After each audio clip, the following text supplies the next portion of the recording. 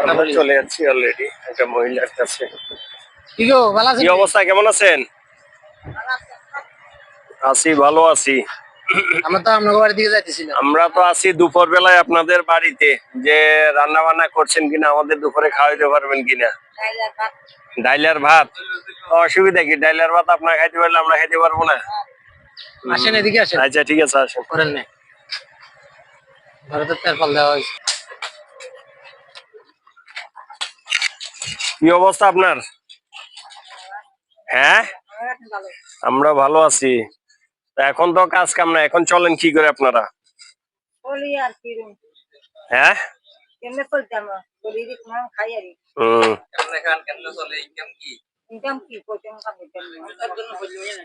এখন এখন কাজ নাই।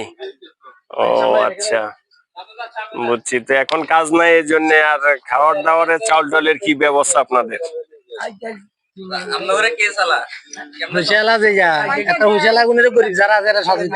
মানে খুঁজে টুজে কোন রকম চলেন? ঠিক আছে, যাই হোক, আমরা আছি আপনাদের খোঁজ খবর নেওয়ার জন্য। আপনাদের জন্য আমরা প্রায় 1 মাসের চাউল যেন চলতে পারেন এরকম একটা ব্যবস্থা করছি।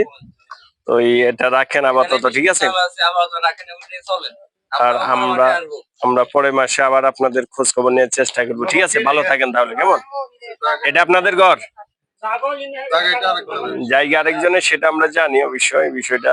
তাহলে তো এখান দিয়ে মনে হয় পানি পড়ে উপরে, তো মনে হচ্ছে তাবু লাগাইছেন এই জন্য। এটা হলো ঘরের অবস্থা ওনাদের, একবারে আসলে খুব খারাপ পরিস্থিতি। ঘরটরেরও উপরে চাউল ডাল দিয়ে, ওইটা ওনাদের নিজের ঘর না, যদিও অন্য জায়গায় থাকেন, আবার একবারে পরিস্থিতি খুব খারাপ।